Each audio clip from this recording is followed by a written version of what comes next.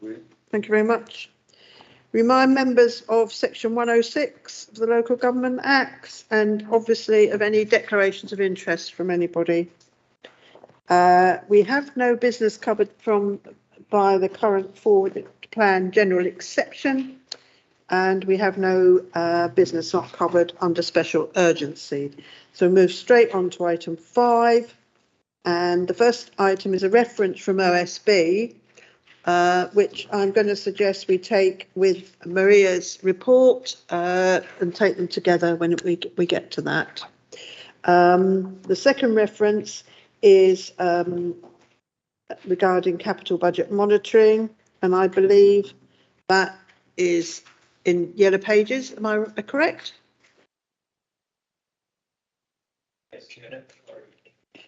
Sorry?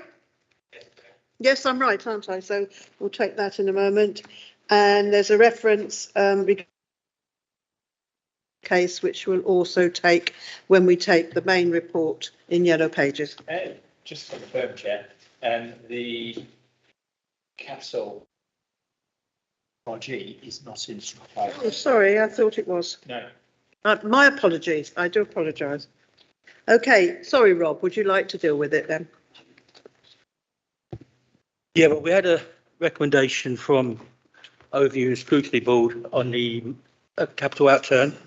The only comments I need to make really on it is to explain that we did have a balanced budget on the 2022-23 after COVID. In fact, we actually put money into the budget. Since then, the landscape has changed completely. Where we now have inflation, we have price increases, cost of energy, and also the pay costs that we're looking at. And this has had a major impact on the budget, not just Luton, but all councils up and down the country, all looking at the way they can try and save money at this moment of time. So Luton are not alone on this. We are looking to, as you know, come back with some savings, some ways of looking at getting a balanced budget. And the idea being the balanced budget will be a robust budget as well. That's all I can really say on that at this moment in time because there's nothing to add. So suggesting we note the comment from yes. Finance Review Group. Thank you. Is that agreed? Thank you very much. And we now move on to item 8 and the academic calendar for community schools. Over to yourself, Aslan. Yeah, thank you, Chair. The Executive is recommended to approve the 2023-24 academic calendar set out at Appendix A for Luton's community schools and maintained nursery schools, and this is done every year. And the proposed academic calendar will ensure that children receive the entitlement of 190 days of education per academic year, and the proposed term dates broadly align with our neighbouring local authorities, which is important for school staff, resident and other local authorities with childcare responsibilities. And 80% of heads, teachers that responded to the consultation supported the proposal. So therefore, I seek the approval of the Executive. Thank you. Is it agreed? Agreed. Thank you. We now move on to item 9 and the Youth Justice Plan. Over to Tamina. Thank you. As we know, the Youth Offending Service is a statutory multi-agency partnership, and it's there to prevent youth offending and reoffending in Luton for those who are under 18. The Crime Disorder Act 1998 puts a requirement on us to produce a youth justice plan, and that has to be submitted to the Youth Justice Board nationally. And within that, we have to outline what our service is providing and how it is funded. And once approved by the Youth Justice Board, it must be published in accordance with the directions of the Secretary of State, after which we'll receive an instalment of a Youth Justice Board Good Practice Grant.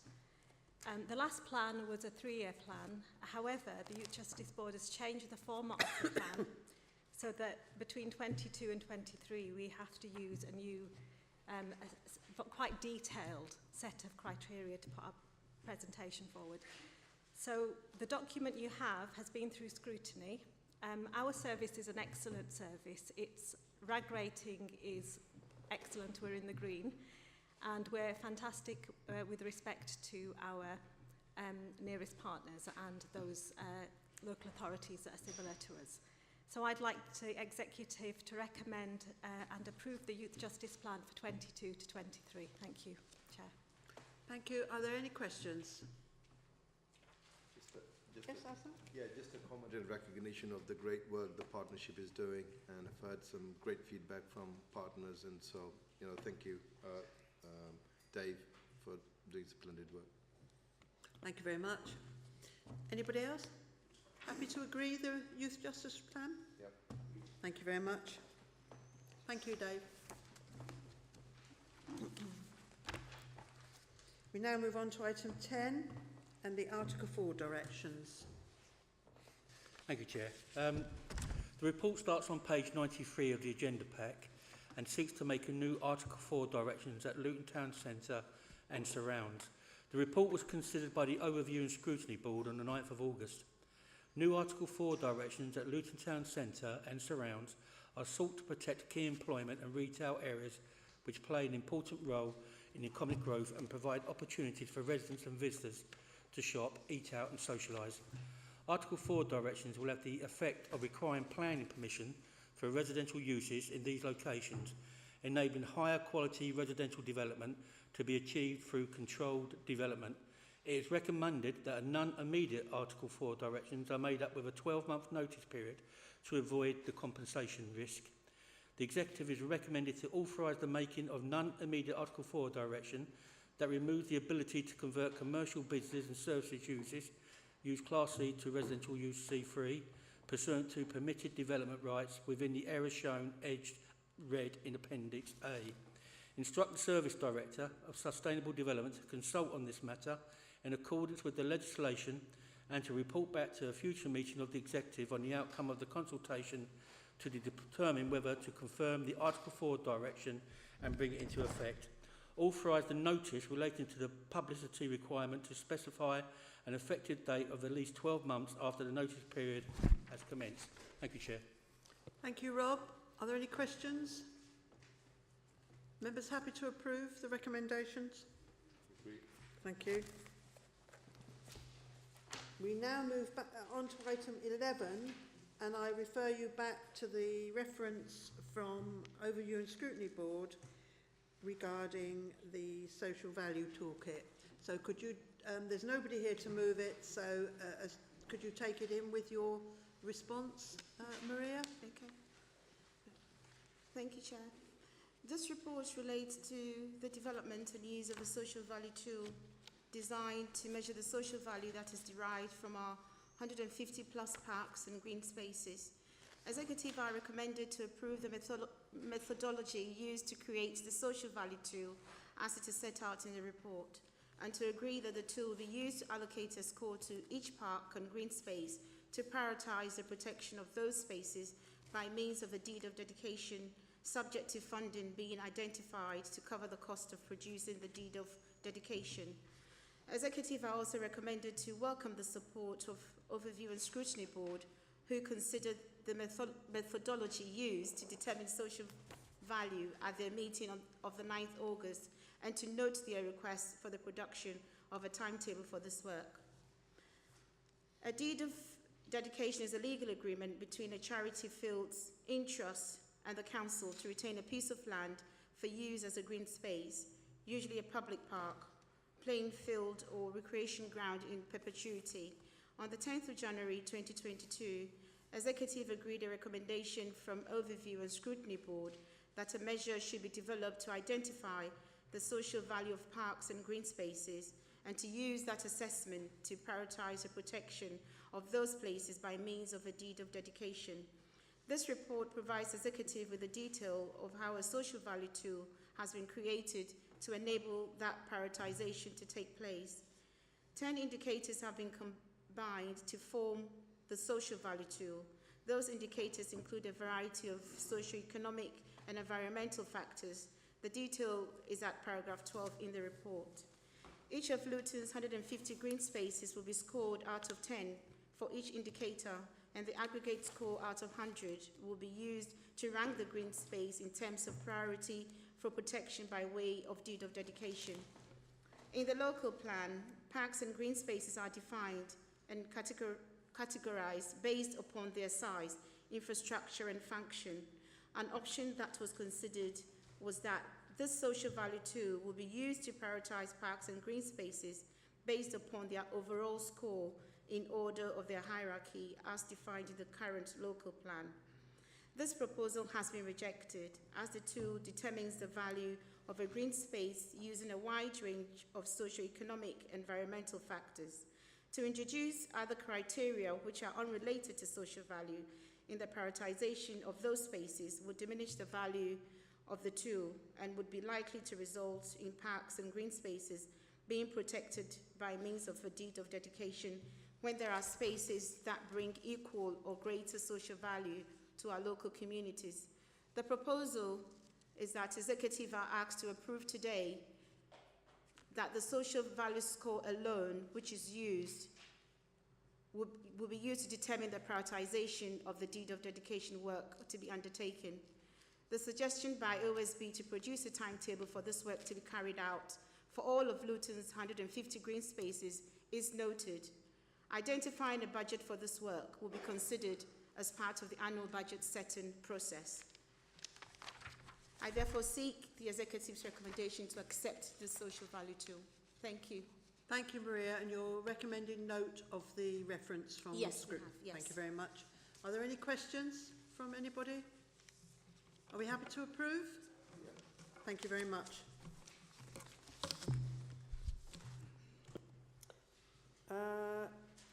Now move to the draft. Just hang on a minute.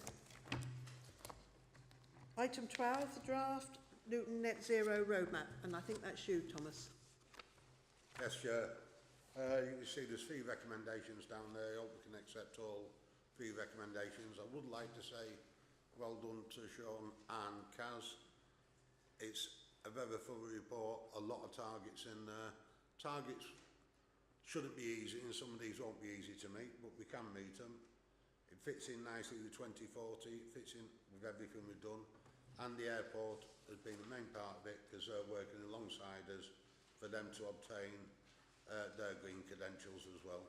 So we can all accept the report and we can go out for public consultation, which is one of the 3 recommendations what's in there. Okay, thank you, Tom. Are there any questions from anybody? Aslan. Just a couple of questions, Tom. Our overall plans for solar panels for our own buildings, which will help obviously to reduce carbon emissions, and secondly, charging points across the town. Do we have plans to have more as more and more electric cars are likely to come onto the road? Solar panels don't necessarily give you what you need. What you need is the structure of the building done before solar panels. Solar panels will feed stuff back into the grid, but they won't stop the building actually losing the energy through the walls, through the windows and everything else. You stop that and then solar panels become attractive because you're not losing more than you're actually making out the solar panels. For the charging points, there is a meeting in end of October where lots of outside people are going to be coming to wherever the meeting is in the town. We're going to have the council on one side saying these are the customers, we want it, there's grants available, and a group of contractors on the other side so they can all start talking to each other about where to put the charging points and we can get on with it very quickly indeed. There's already a target for the ones for this year, but there's not just going to be one contractor there, there's going to be quite a few contractors who all say they can deliver them through the Green Grant, and we're going to say, well, if you can deliver them, we'll welcome you with open arms, come into our town and get on with it. And we're hoping you'll see a big purge, a big shove on the number of electric charging points from Christmas onwards. And how do we ensure that our residents get the priority? Is there anything built in it? Because yeah, because we'll be deciding where they're going. We're not just talking about 1 or 2. Yeah. We're talking about an awful lot of charging points.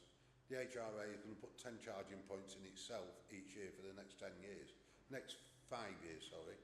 So that's 50 alone just from the HRA.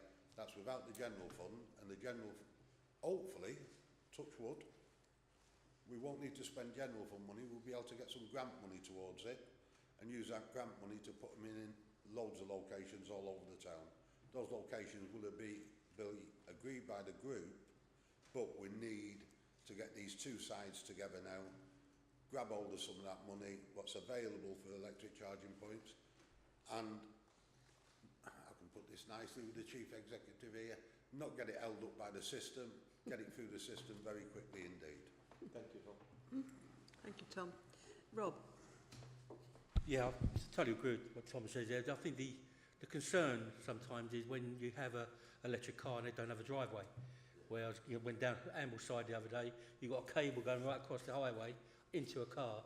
So we need to make sure that we're, you know, it's an HRA, Ambleside, I believe, is it that area? Yeah. So we need to make sure we put those in positions where the cable's not going over the highway, an open green space onto the pavements and into the cars, because that's going to be quite dangerous. Thank you. Thank you. Are there any other questions? I will say just the HRA ones will be fuel points for the tenants will get the electricity cheaper, which is preserve paying for those points to be put in. So normal members of the public will be able to use them, but the tenants will get their electricity a little bit cheaper because they're paying the capital cost for them once to be fitted, which is only fair. How do we ensure that people from outside the town don't... Sorry? You can't.